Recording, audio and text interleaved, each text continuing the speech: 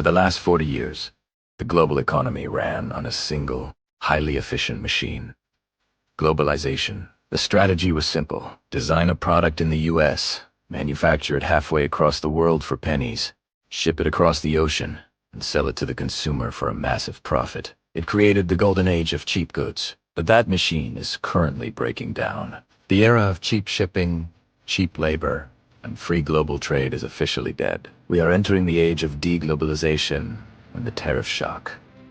If you are wondering why every single thing you buy, from your morning coffee to your car, parts feels impossibly expensive right now, it is not just corporate greed. It is a fundamental rewiring of global trade. Today, we are going to break down the invisible tax draining your wallet, why the global trade war is just getting started, and exactly how to protect your money before the next supply chain shock hits. To understand the crisis, you have to understand the luxury we have been living in. Since the 1990s, borders effectively disappeared for massive corporations. If a company wanted to build a television, they didn't build it in Ohio.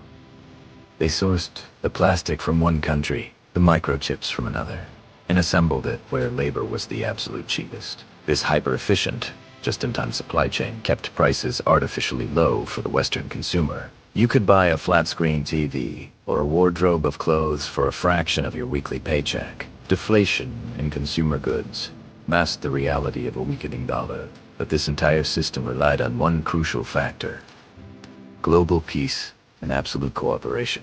When geopolitical tensions rise, countries stop cooperating. They start protecting their own industries using a financial weapon called a tariff. But politicians rarely explain what a tariff actually is. They frame it as a punishment for the other country.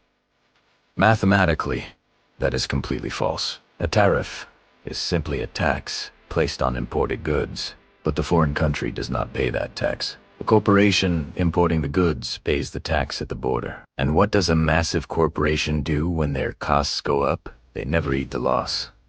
They pass 100% of that cost directly to you. It is the ultimate invisible tax. When a government slaps a 25% tariff on imported steel, electronics, or agricultural goods, the price of your car, your phone, and your groceries goes up by exactly that much. You are funding the trade war every time you swipe your credit card. Because of these new taxes and global conflicts, massive corporations are panicking. They can no longer rely on a single factory across the world.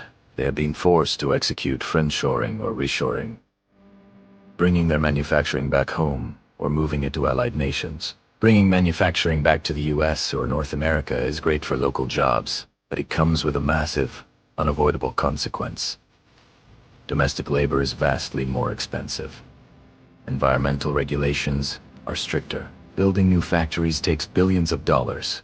This means the baseline cost to produce a single item is permanently higher. The days of deflationary, dirt cheap consumer goods are over. We are entering an era of structural, sticky inflation. The prices are not going back down to where they were in 2019. This is the new floor. You cannot vote away structural inflation, and you cannot control global supply chains. So, how do you survive this shift? You have to stop playing the game like a consumer and start playing it like an investor. First, look at the companies benefiting from this massive reshoring effort. Domestic manufacturing, robotics, and the industrial companies physically building these new factories are securing trillion-dollar government contracts. Second, pay attention to raw commodities. Gold, silver, and agriculture hold their value when supply chains break. But most importantly, you must build a moat around your own income. If everything you buy is getting 20% more expensive, your income needs to scale aggressively just to break even. The standard 3% yearly raise is a mathematical death sentence. You need high-margin skills and digital assets that can scale globally. If you want the exact blueprint to build those assets and bulletproof your finances, watch my 6-month financial reset video right here. Stay sharp, and I'll see you in the next one.